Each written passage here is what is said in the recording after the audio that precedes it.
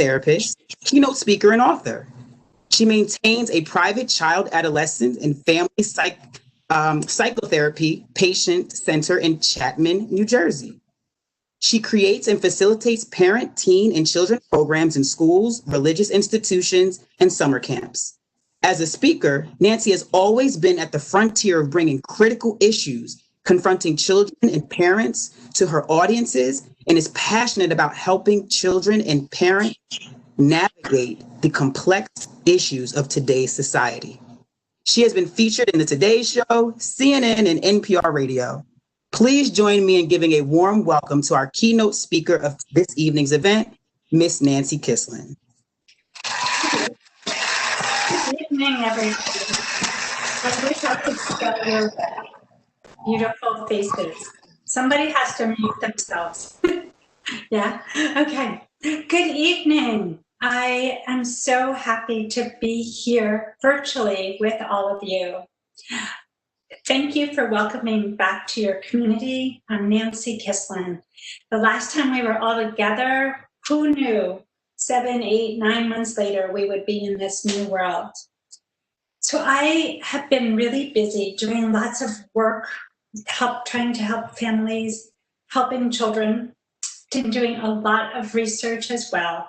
So tonight I am so happy for us to get a chance to learn together, to strategize together, and most of all, just hopefully, just for you to kind of catch your breath, ground yourself, and hopefully take away a few tips that can help you and your family navigate these challenging times.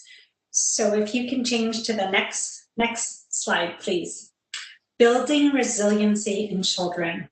I believe that all my work, everything falls under this umbrella of how do we build resiliency in our children?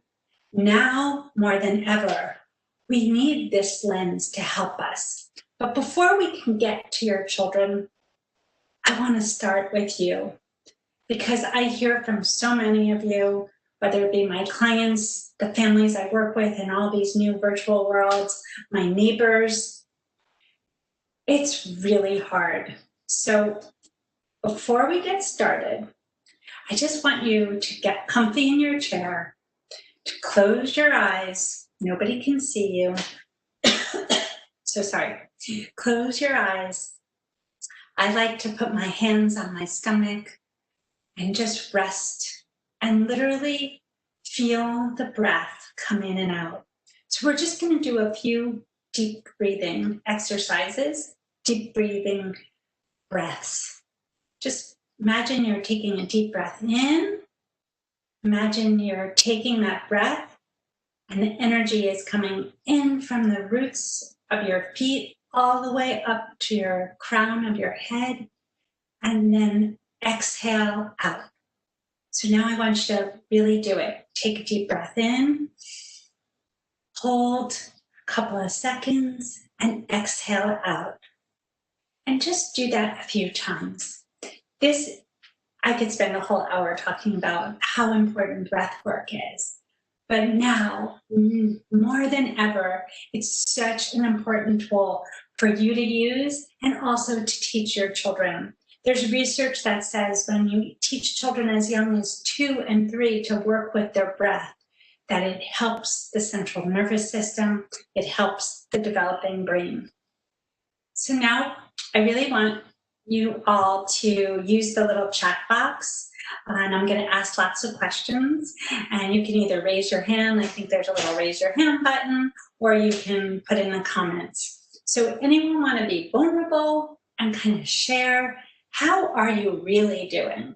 It's not just, okay, we're surviving, but how are you really doing? Are you anxious? You just raise your hands. Are you fearful? Are you stressed? Overwhelmed? All these emotions, totally understandable. How are you taking care of yourself? Now, more than ever, we really need to focus on our self-care in order to help all those around. So I invite you to have a pad, a piece of paper. I always have paper notes. And I'm going to give you some things to write down. The first thing is number 1 is mindfulness. Just put it down. The second number is 2 is whether it be tonight before you go to bed, tomorrow when you have a little window of time, and it could be as short as 3-5 minutes. I want you to just do that breath work again and check in with your body, check in with yourself and say, how am I feeling? Am I feeling really rushed? Am I feeling really anxious?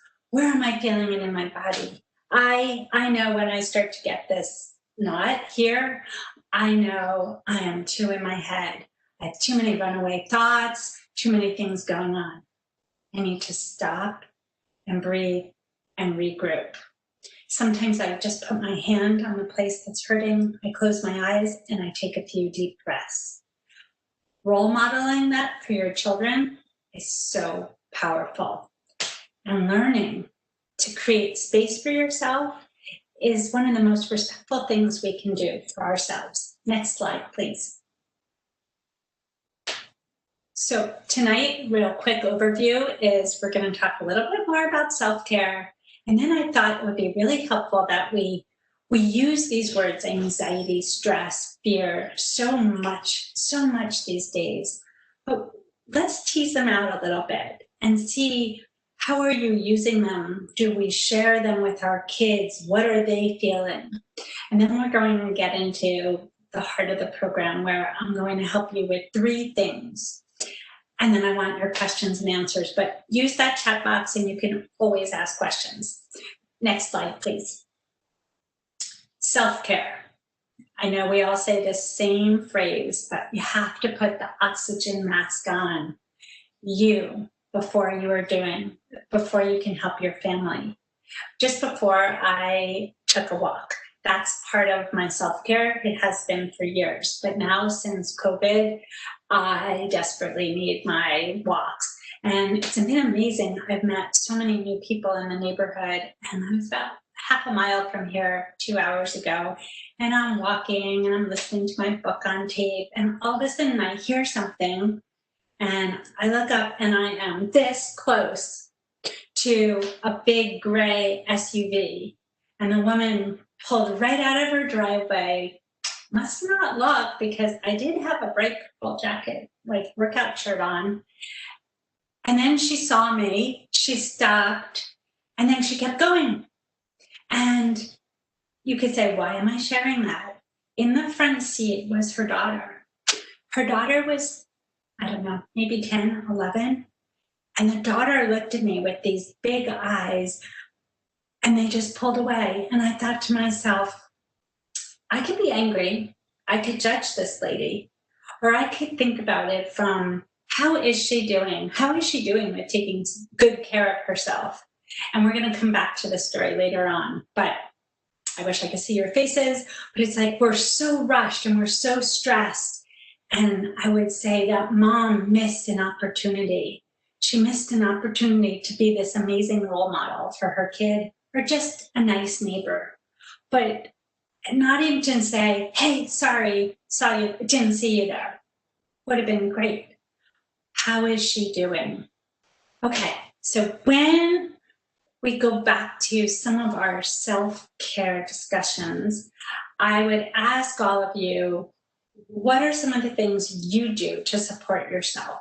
Anyone want to share? Please. Anybody work out, walking, anyone take nice baths, bath salts, lavender oils, things like that. I'd love to hear. Baking. What have you guys been doing during this time to take care of yourself? Anybody want to share? So we will keep going. Then I want you to write on your paper. So Nancy, one of our participants said that they feel overwhelmed at times. Right. Yeah. So totally overwhelmed, totally understandable. And when we're feeling overwhelmed, it's natural to think, I don't have time to put myself first, right? I don't have time to take a bath. Is this lady crazy? I don't have time to do that. Do you see how much work I have to do? It seems like that makes sense. But what happens is that backs up on us because we're only human and we can only do so much. So I'm sort of asking you all to be a little flexible here and think about, how do I create space so I can take care of myself in it? Then I want you to write on your piece of paper, what brings you joy? What used to bring you joy? What's bringing you joy now? And if you're struggling with answering that, that's totally understandable. That's why I want you to write it down even more. So sorry. Because that's a place where your self-care needs to come in. I was listening to a wonderful book the other day. We talked about why do we stop playing as we get older? And the book was talking about how children, right? We all love to watch children play and create and finger paint and chalk outside. And then by the age of 4th grade, children will stop being as creative. Not all children, of course, but why does that shift start to happen? And it's not necessarily developmental, it's more socially, more school, what is happening. So if you as the parent, you spend time bringing joy into your life, it's going to overflow to them. For me, I started beating this COVID, and I never beat it in my life, but I don't know if you can see, but I've been studying all kinds of healing stones and making pretty bracelets. My adult daughters who came back home for a little bit, they've been beating with me, bringing back joy. Next thing I want you to write down is it's a good time to reset and reflect and think about what kind of parent style do you model? Are you trying to be the cool parent? Are you trying to be their friend? Are you authoritarian? Tell them it's got to be this way. You can't leave a sock on the floor. Whatever your style is totally fine. If you are saying, are you kidding me? I don't have a style. That's okay too. I want you to write that down. And then I want you to answer, how effective is your parenting method, style right now? So right now, how's it going being a parent? Anyone want to share? So if you were going to tell me, is it really hard? All I do is scream, nothing's getting done. Anyone want to share in that chat box? And in that, is it time for change? Next slide, please.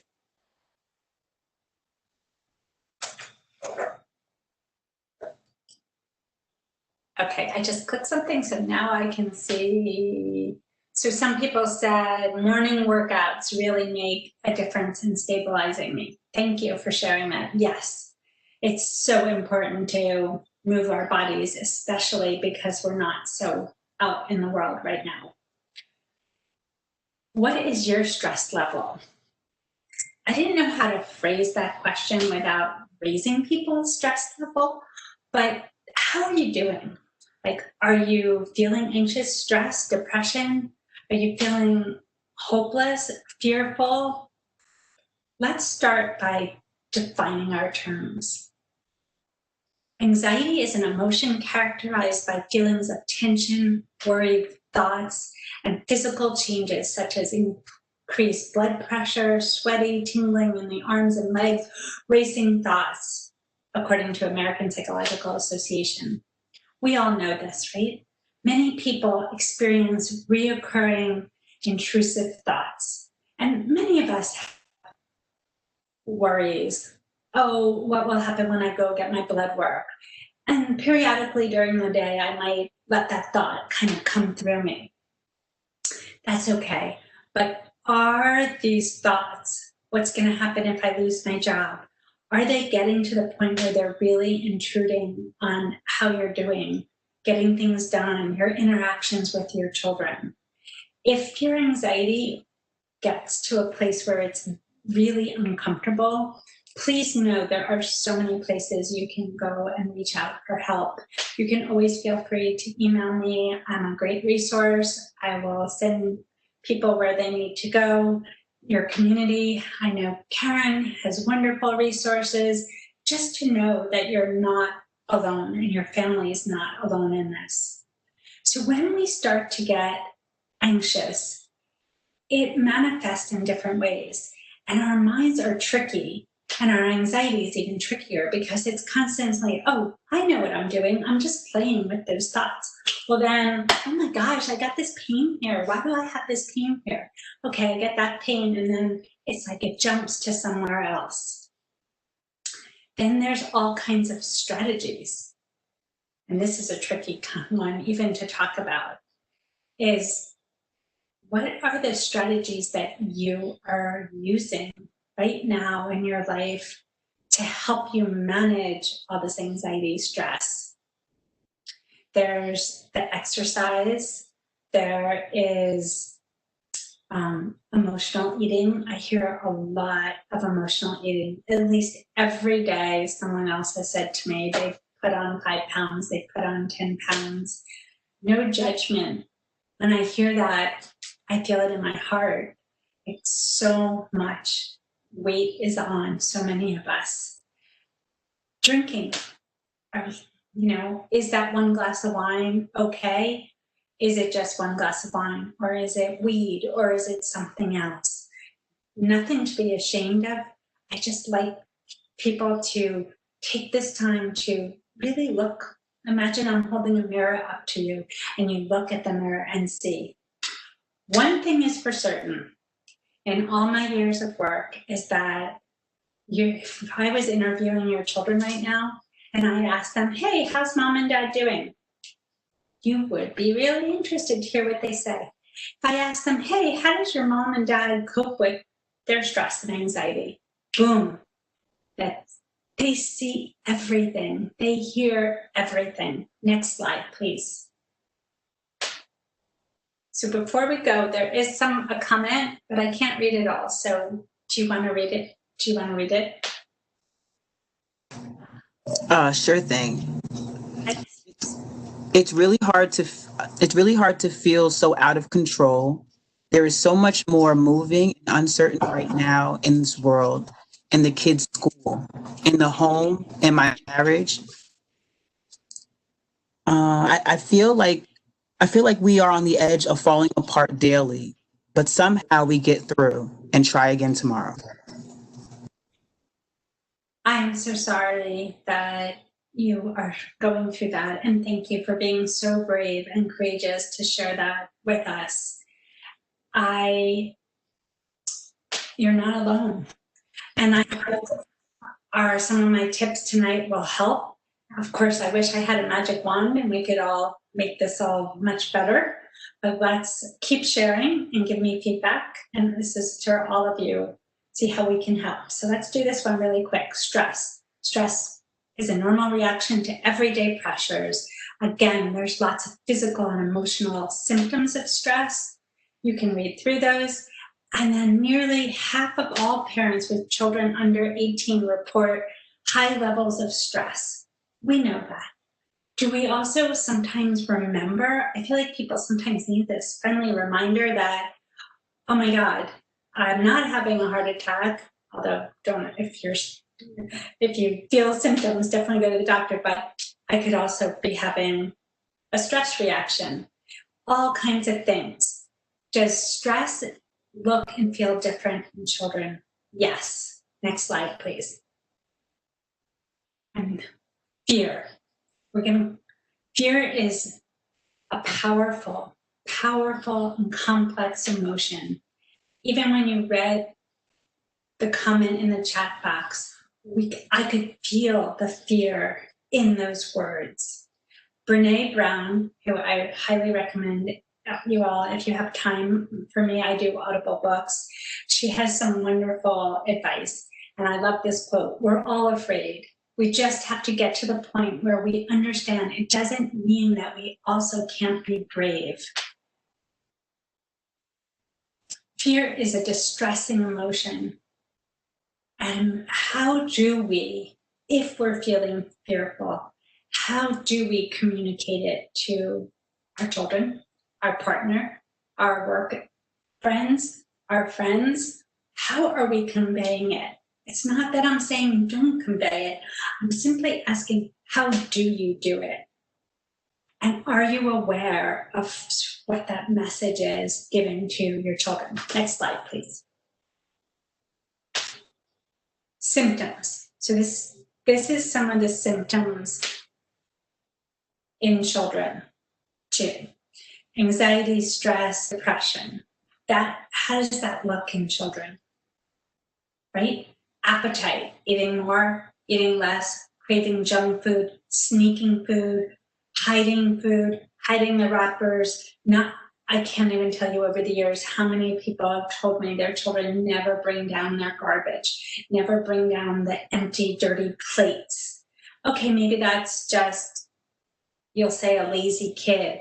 Is this a new behavior? Do you allow children to eat in their bedroom as much as you can? I highly recommend not letting your children eat in your bedroom. Appetite, sleep. Are they staying up too long, waking up in the middle of the night, wetting the bed? Are they having difficulty concentrating? Are they irritable? Yes, children can be irritable. Tweens and teens can be irritable. But are you seeing a change? The key word there is change. Again, it could be, I have a terrible headache. I have such pains in my legs. Over emotional. Are they clingy? Are they separating? Are they worried if you walk out to the street? Instead of telling the child, because I know our first reaction, our second reaction is often like, just stop, it's gonna be okay, I got enough to deal with. I always give this advice is I want you to be curious. I don't want you to overreact. I just want you to get curious. And from there, ask questions, and I'll help you through that. Next slide, please. So how do we start coping with anxiety?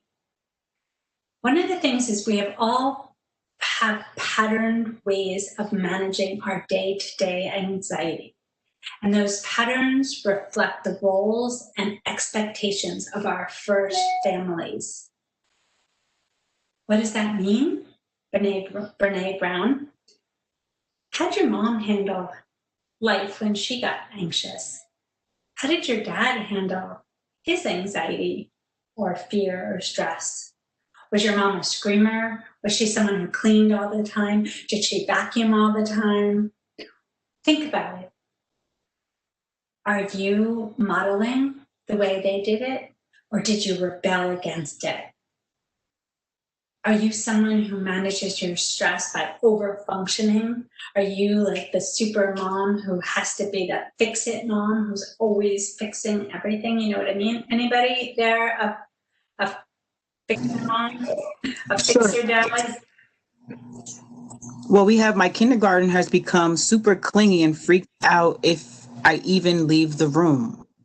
Okay, thank you for sharing. So I'm going to ask that person another question is, what strategies have you been using and is this new since COVID? So as we wait for them to answer, I'm going to keep going. So, okay. So I want you to think about, are you the fix-it? Or are you the person that shuts down? Do you wait to the last minute, forget to sign your children's school papers, things like that? That's okay. Or some of us are this. You know what I mean? We're not one way, we're not that way. It depends if we had too much coffee. The important piece is nothing's right, nothing's wrong. The important thing is that you take time to think about how are you managing that anxiety. Okay, next slide, please. So now I want you, if you're comfortable, close your eyes again. And I want you to just take a few deep breaths. I want you to close your eyes and visualize that you are looking into your child's eyes. Just get comfortable with their little person, even if they're a big kid. They're still your little person. And check in, just in your mind, just check in.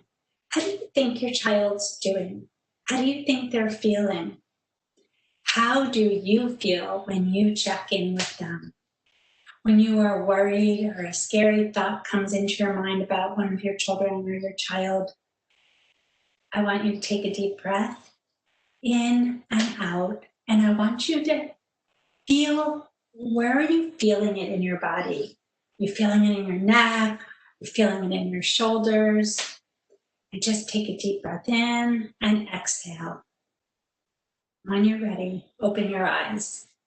So this is an exercise that I just gave you a teeny little piece of, but how many of you were able to just click into your kids? Anybody feel like they were just right there connected? Anyone get any sense? Oh, somebody just chatted. So when you plug in, there's nothing like that parent-child plug-in, that intensity. The same way you plug in so quickly and close to your child plugs into you. And what are they plugging into? Sure, you're anxious and stressed, but is that 90% of what they get when they plug into you? How do I help you find some more balance? What did you used to feel when you plugged into your mom and dad or your caregiver? Children internalize it and externalize it. Okay, so I know somebody. Yep, so we have a response to the strategies that the parent tries at home. Mm-hmm. The reply is, it's new. We have tried reassuring her, talking through the new changes in our house in detail, appealed to logic, telling her feelings are okay, etc. She seems to be regressing and acting more toddler-like regardless. What's the last word? She's been acting more? Toddler-like. Uh-huh. So thank you. So without knowing that much more, I would ask some I questions. Get curious, I questions. I notice that lately you seem to want to walk with me when I go into the kitchen. I'm wondering why you do that. I noticed I pull someone towards you without judgment, without pointing the finger, right? I notice, I'm curious. And then also, there's so many pieces there, but it's hard because I can't see the whole question, but it's that change is hard. And we also know that what happened in the spring might just be showing up in behaviors now. I'll say that again. So it was traumatic. We all are still living through trauma. Your school's not open, all the changes, that's trauma. But the trauma from the spring might be showing up in her behavior now. And I think that's a really important piece. Let's at the end, we can come back to that even more. That's okay. Okay, next slide, please. So now, take out your pen. We're going to get to work right here. 3 things you and your kids can do to hopefully help you lower your anxiety and stress, challenge you to get out of your comfort zone, change things up, and really, I'm empowering you to be brave and courageous. Next slide, please. Number 1, routine. Number 1. I sometimes say this and I feel like I can hear it push back through the virtual world, because routine somehow is just like, feels like I'm blaming you. I'm not blaming you. I'm not shaming you. I'm simply suggesting that we have to put in the routine into these kids and ours crazy world. As I mentioned, I walk a lot, right? So I walk at certain times of the day. I now make sure I schedule in times for me to walk. I see some of the same people when I walk, like this man that I met who works in the city, but works at home. He and I are on like the same schedule where we have our lunch breaks and we take our walk. That's what I'm talking about, routines. So what is the routine in your house? Here's the next part. How is it communicated to your children? 2, and what's their responsibility in that routine? Really, really important. Is it just mom's, dad's job to wake up the child and help them through that morning routine? If that is age appropriate, let's start tweaking it. Because this is a great time where so many people are home that you can start giving your children more independence, more responsibility, and make them part of that routine. Chores, screen time limits. What's the weekly routine? Thursday night, pizza night? What do we do on Sunday mornings? Again, spontaneity is great, flexibility is great, but helping children have this great container to live in to helps them feel safe. What do we all need right now, especially your children, to feel safe? And don't forget to schedule time for fun. We'll get to that more. Next slide, please. Kids thrive. So here's, what's your bedtime ritual? Has it changed? Anyone have any great bedtime rituals that they want to share? Is it reading books? Is it taking that yummy bath? One of my neighbors told me that she and her tween daughter started making bath salts, which apparently there's lots of recipes online, and you can make lavender ones and all kinds of things like that. That's such a great, first of all, fun thing to do, but also to have that bath time ritual. Maybe you light a candle for your child. You put some nice calming music. What you're teaching them is, hey, here's a way we unwind at night. Here's a way we get up in the morning. We go for a walk before school starts. Something like that. Family meals, big, big. How many of you, if you can raise your hand or just type in yes or no, have you been having more family meals since the lockdown? And then, of course, is the topic that I could talk about forever, is devices. And whenever you're doing all these rituals, especially the calming down ones in the morning and in the evening, no devices. Next slide, please. That's absolutely to the mealtime. Mm-hmm. Yep, more mealtime, yes. And you know what? Kids are loving it. I hear so many kids so happy. And I hear when the parents come to the table and they have their device and the kids were told not allowed, get your device out of the table. If you have to take a work call, schedule it somewhere else. Make that time sacred time to be with your family. This one is an interesting one for me because this is after working with so many college kids over the years where these kids go to school, college, not all, of course, but really struggling with how to manage themselves in a typical 24-hour day. Like, how do I get myself to school? How do I get myself to class? How do I get to the grocery store? And one of the ways we can do this, all this screen time is a great place for, we have it, we might as well use it for a teachable moment in terms of managing self on the devices. So I invite you to invite your children in the discussion. Like, hey, don't just say, I'm taking that away at 8 o'clock. And then tomorrow night, I'm taking it away at 9 o'clock. Remember what we said a couple slides ago. Routine is so important. It makes children feel safe. How many hours a week do you think is a healthy amount of time for your child to be on technology? I've asked this question for a couple years now. Now when I ask it, it's so crazy, right? Because your children are virtually learning. So when I ask this question, let's take the time that they're on for school, not homework, just school, and put it over here.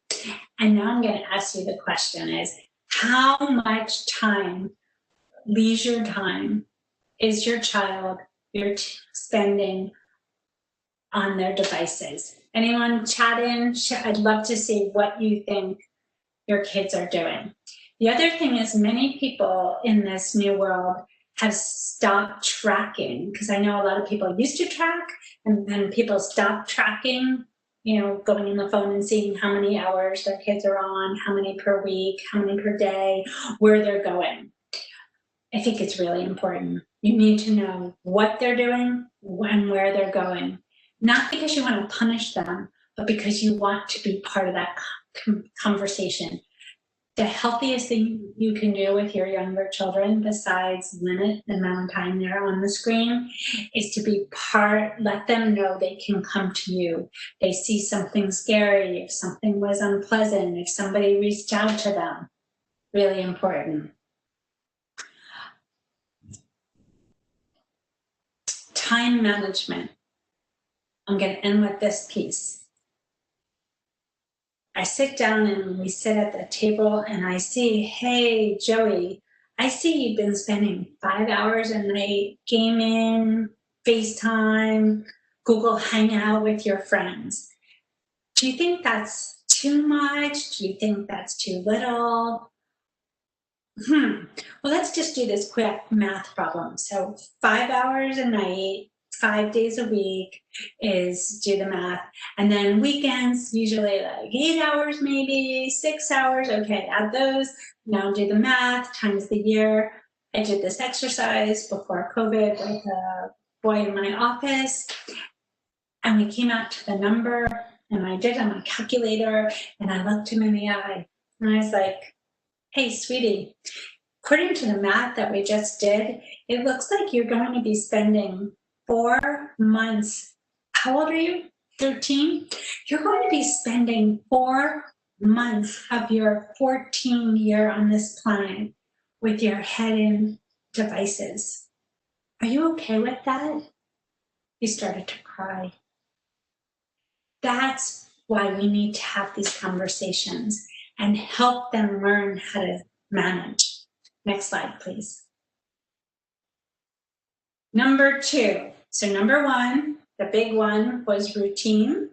Number 2 is consequences, right? You ask, how do I get my kid to take a bath when they don't want to? Empty the dishwasher. Number 2 is consequences.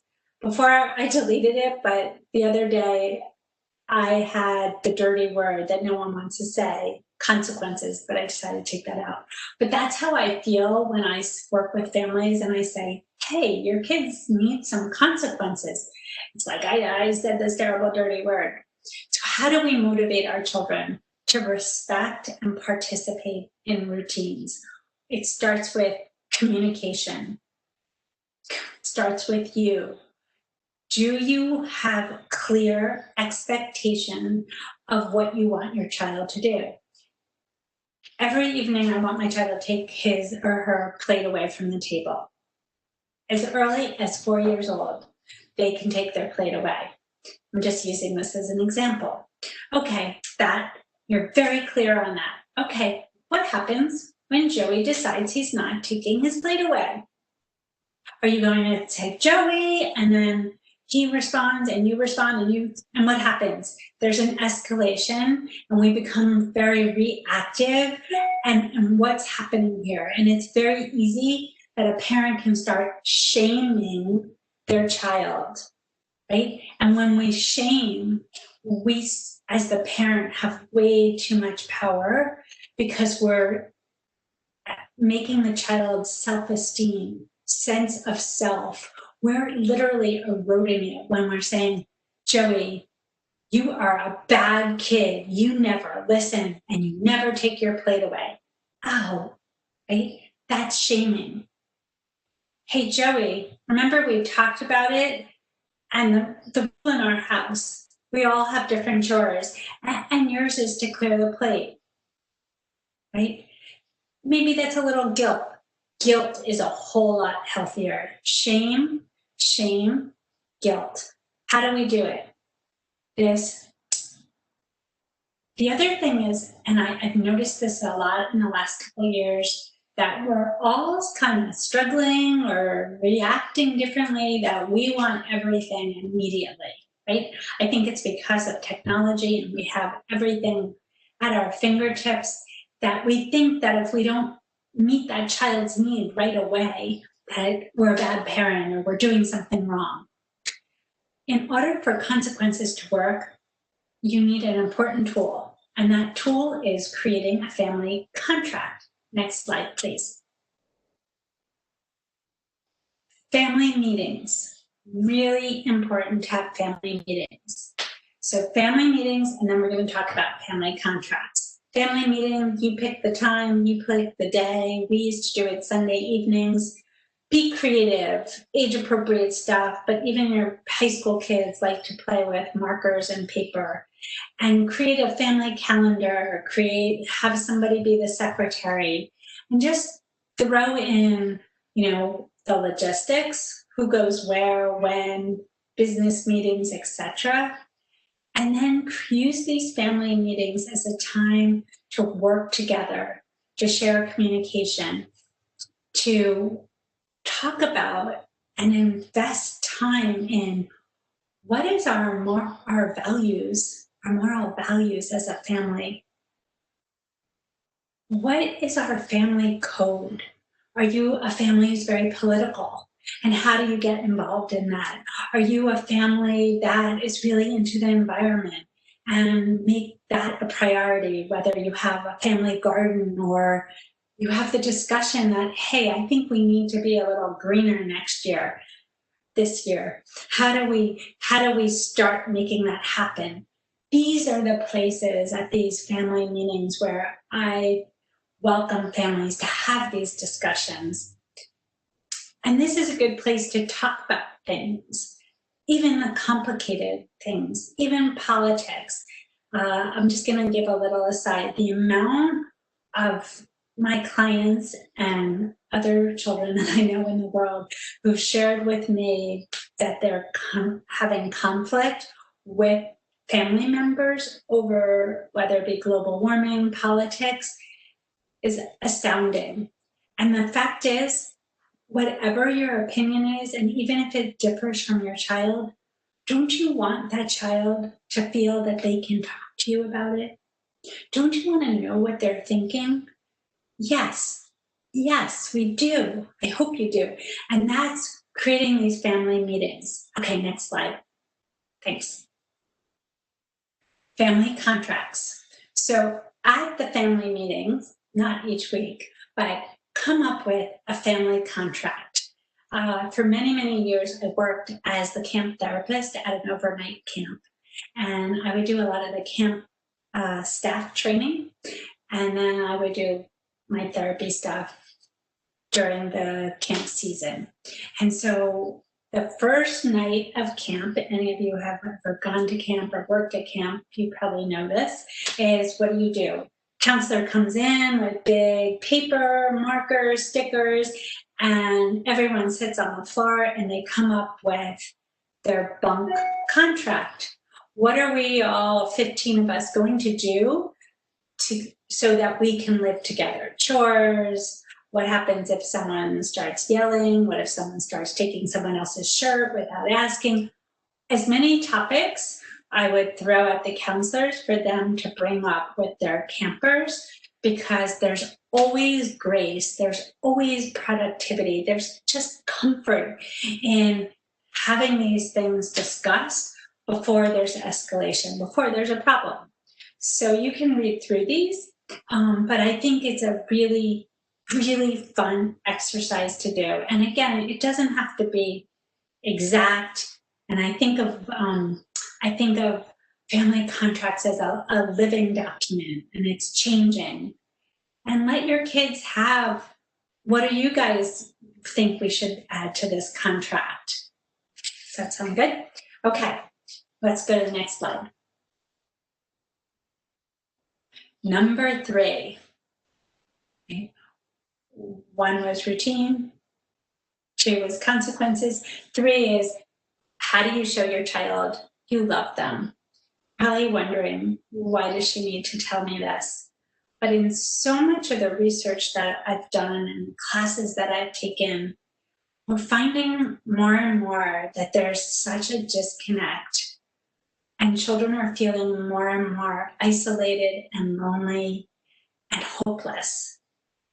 And I hope it's not your children, but I think that in all this time with anxiety and stress and all this stuff going on, it's very easy to forget sort of the obvious. So indulge me. I hope you read through this and just figure out little ways that you show your children you love them.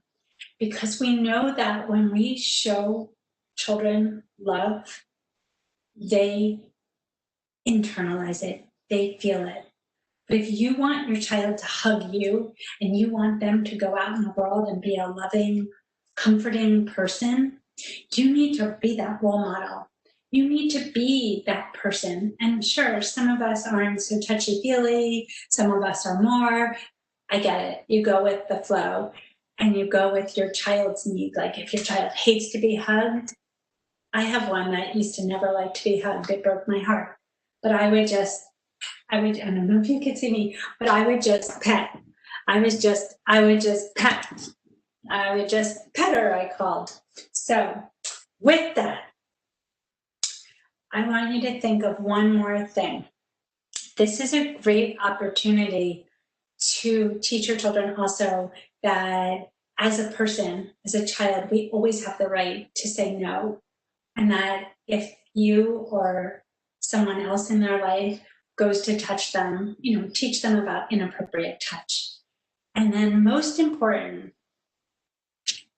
when there's cuddle time, when you have that bedtime story, keep your phone, keep your iPad out of there, and just try and be present with them. Even if it's only for 4 or 5 minutes, if that's all you can tolerate right now because you have so much on your plate, just try to be present, because that goes such a long way with your child. So I want to just check in with everyone. What are you thinking about these ideas, my 1, 2, and 3? Does anyone have any questions? I'm going to take a sip. Got any feedback? No? Okay, let's go to the next slide. So I thought this needed its own space. How do we be present in the midst of COVID-19? Like, what does that even look like? So anyone struggling with kind of being in a moment? Anyone struggling with even the way I use that word tonight? I invite you to share a little. What I mean is just taking time, whether it be the meditation we did in the beginning, a breath, journaling, highly recommend journaling. I'm not a big writer in a journal, but I always keep a notebook next to my desk here, and I'll just jot down feeling, thought, frustration, because I think of staying present and not getting like a seltzer bottle and shaking it up and spilling out all over. One of the ways I download is by keeping that journal, write it out. Next slide, please. And then just throw this in for fun. Schedule time to have fun. Really, have these discussions at dinner. Hey, there's a new trail that just opened up at so-and-so park. What do we want to do? Just bring in this. Also is find times to have those meaningful talks. Go for a walk. That's what I do. Go for a walk with one of my children. Always did it. And I would ask them, how are you feeling? But I wouldn't just keep battering. I'd remember I'd use the I. I was having a hard day today. I couldn't even put my finger on it. I just felt really tense. Does that ever happen to you? Right? Creating that space for those kind of conversations are so powerful. Stop and breathe. I'd use those I statements. Also, another thing that is really fun to do, we used to have the kids come up with different jokes that they'd have to bring a different joke. Everyone had a different night, and we would have to bring a couple of jokes to the family table. We were big on puzzles, whatever sort of things. So just like we put all this energy on homework and the tutoring and all the things, also giving you permission to focus on fun. See what your kids say. And humor is always a good thing. Next slide. So one of the things that I've been doing for the last couple of weeks, because I have many webinars scheduled in the next couple of months, is I constantly check in with a lot of the clients that I work with, my tweens, teens, college kids, and I want to know, what are you really thinking? What are you really feeling? And if you could, I hand you the microphone, what would you want parents to know? So the number one thing that I heard was, so many kids said, can you please tell my parent to knock before they enter my bedroom door? I thought that was a good one.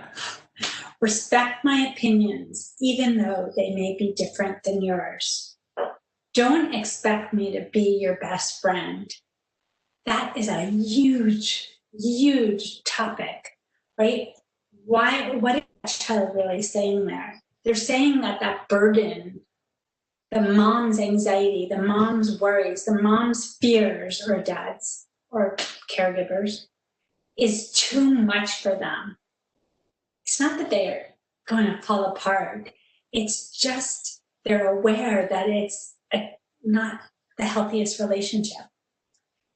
I like this one too. Thank me when I do something for you before you tell me I did it wrong. And an example could be, kid is one of their chores is emptying the dishwasher. And the parent constantly says, you lined it all up, you put the glasses on the wrong shelf again. Why do you always put the glasses on the wrong shelf? How is that making that child feel? Shame? Guilt? What's happening in that child, as opposed to, oh, Joey, thank you so much for emptying the dishwasher. Friendly reminder, the glasses go on this shelf. Right? I'm not saying you praise the child for everything they do, even when it's wrong. It's how you use your words. I am scared and anxious too. I just may show it differently than you. A lot of times the kids express that the parents just assume they're fine because they're not crying, they're not screaming, they're not complaining. But just because they're not doing that doesn't mean that this little world they're living in, where they're quite isolated, etc., is comfortable for them. Acknowledge me, see me, hear me. I heard so many different versions of that. Next slide, please. Be mindful. So this is just a good little summary, but I want to, before we go into this might be a nice time to start taking questions. So if you have any questions, kind of throw it out. Also, can you tell me what time it is? Because I put my phone away and I don't have my clock on. Sure thing. So it's 8:30. Okay. So we're doing perfect on time, huh? We're good. Okay, so anyone has any questions about anything about parenting, start typing it in. And again, this is just a little summary. Self-care. You have the gift to give it to yourself. Be aware of the words that you use for yourself as well as for your family. Oh my God, I can't believe I gained 5 pounds. I look so awful. If that's what I'm telling myself, how am I setting myself up for a positive day? how am I setting myself up to be the best version of myself today? If I'm saying that out loud and my children can hear it, what is the message that I'm giving them? Let's just all take a deep breath and say, hey, we do not need to be perfect right now. Perfect, never needed to be perfect, but now is certainly off the table. So what does non-perfect look like? Strive for honesty, be vulnerable. You know what? You're having a really rough time. You're all sitting in the den hanging out, and it's just for you. You know what? Use that. Hey guys, I need to take 10 minutes, or I need a hour by myself. I'm going to take a bath. I'm going to read a book. I'm going to take a walk. That's perfect role modeling for them. That's saying, I'm noticing how I'm feeling. It's not feeling. And I'm going to go do some self-care. Okay, looks like some questions are coming in. Yeah, so the question that we have is, do you have any resources for family contracts, examples? I can certainly, great question, love it. If you email me at Nancy Kislin, KISLIN.com, I'll show that in the next slide. We can go anyway. Is that the next slide anyway? As I just said that? Nope. Oh, that's a repeat. Sorry. Here, if you email me at nancyjkislin.com and ask me for a family contract, I'd be happy to send it to you. No, I just messed that up.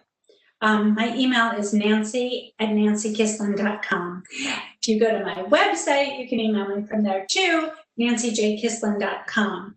I also have a free ebook right now. If you just go to the website, nancyjkislin.com, and sign up, you'll get an email with a free little ebook about some of my mindfulness and meditation. It's actually chapter 6 that we took from my lockdown book. That who knew that when I wrote a book almost 2 years ago, lockdown, talking to your kids about school violence, that here we are a year and a half later and we're in a different kind of lockdown. But so many of my strategies and my research and my work was about how do we help lower the level of trauma in our children? How do we build resiliency? So I also invite you to, if you are on Facebook, to join, follow me at Nancy Kislin Parenting Navigator. You see all the other stuff. Any other questions up there? Yep. I feel like extra screen time during virtual learning is causing my almost 8-year-old daughter to have trouble falling asleep after a summer of playing outside all day. How do I cram in playing, school, and dance classes, and dinner, and life in general? Read that last sentence again. It muffled. Sorry. Sure thing, no problem. My apologies.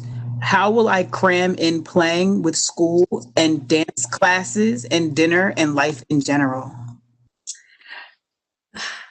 I'd love to say just play needs to come first, right? But I think if we go to the very beginning of the question is, my child is in front of a computer all day during virtual learning.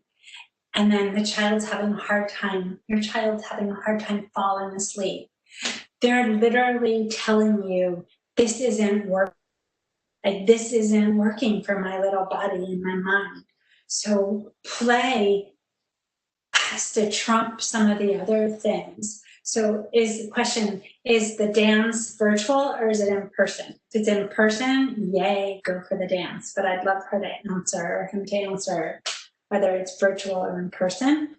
And then figure out how, this is where, I wrote an article, but I haven't published it yet, is that what would happen if we all as a collective society decided that as important as school is, as important as learning is for our children, what if we just took away grades this year and made it about not grades, made it about because our kids' minds needs to be stimulated. But we played, we pulled and stretched the whole concept of learning. So for her, why are we assuming your child's not learning when she's out there playing, hopefully playing with other kids, right? So it just switched to in person. Good. I'm glad that the dance is in person. I would also pay attention to when you cut off screen time, because we know that the blue lights and everything else overstimulates and stimulates the brain. So I would, even if you're watching TV, now that we know that TV is even better than computer, watching a show on TV, but I would even say, try to get away from all screens. Do the bath ritual, shower ritual. I always have, if you guys can see, but I'm big on essential oils. You can just smell it. You can put it on. I always keep a lavender spray. Lavender is very relaxing. You can spray it around her pillow and kind of ask her what she's feeling, what she's thinking. What's it like? Where's she going to fall asleep? I hope that's helpful. And please feel free to email me if you have some more questions about that. I can help. Any other questions? Yep. So Nancy, what to do when 9-year-olds completely close down, internalize problems, and never confide with the parent? So let's repeat it one more time. So everyone. Sure thing. What to do when 9-year-olds completely close down, internalize problems, and never confide with the parent? So my question would be, is this a new behavior or not? Not that that matters much, but I always like to get more information. So as the parent, I want to know, is this new?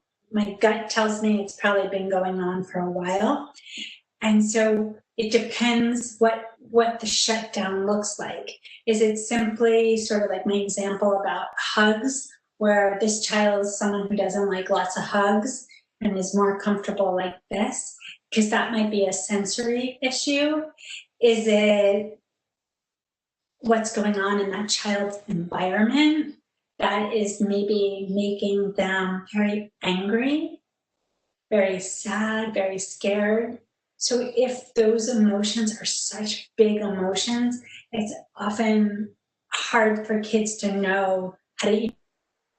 So a line that I use a lot with my clients is, can I help you express your feeling? Right? I'm asking permission. Can I help you? Is it something like, oh, you just want to punch that pillow, you're so angry? And I always, I don't know if you can see it back there, but in my office I always have big pillows, and it's acceptable to punch a pillow, right? It's not acceptable to punch your brother or your mother, but it's okay. It's okay to have the feelings. So if I was working with your family, I would help you all develop a language of how to help that child where they're at. Because where they're at, it's not that it's wrong, but if they look like they're struggling or feels like it's struggling. The other thing is great is, kind of meet them where they're at. Are they very artistic? Crayons and paper. Can you draw for me how you're feeling? Or, you know what, I'm not sure how you're feeling, but I'm going to take my piece of paper and I'm going to draw what I think you're feeling.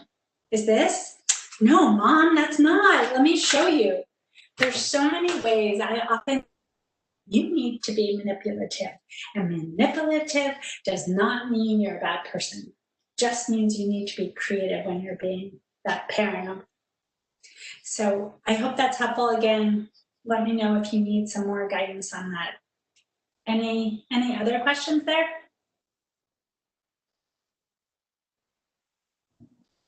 Not for now. Okay, so I don't know if Karen, if anyone has any other points they want to bring, anything that I left out that you want to share, but I so appreciate everyone for joining in. We had a wonderful attendance, and hi, Karen. Do you want to say anything? No, I think that you covered it. I think you made it absolutely clear that this is an extraordinarily stressful time, and our biggest tool is to just listen. And maybe the point that you made of give up on trying to do it all and just play and get through the day, and be mindful that this is a trauma-inducing time, and almost our number one job is to try to reduce the trauma. And as you said, more than do school, it really is to get through it with the least amount of trauma. So I think you did a great job. Thank you so much. Thank you so much.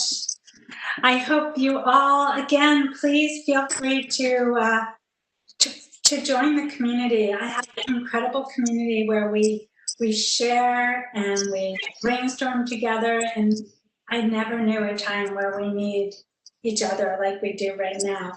So Nancy Kislin, Parenting Navigator, go to my website. I have lots of good articles there, and I hope to see you all soon. Leroy, you're muted. Oh, there we go. What I wanted to say is, Ms. Kislin, thank you for tonight's session. You have enlightened us in a way that allows us to use the tools necessary in supporting our children and students. One of my takeaways from tonight was the focus on breathing. I truly felt the difference in that practice. And so thank you for your commitment and continued success in everything that you do, and taking the time to meet the needs as we work together in promoting the success and well-being of every student. We are and will continue to be South Orange and Maplewood strong. Thank you. Thank you so much. Bye. Bye. Good night, everyone. Thank you, participants. Thank you. Bye-bye.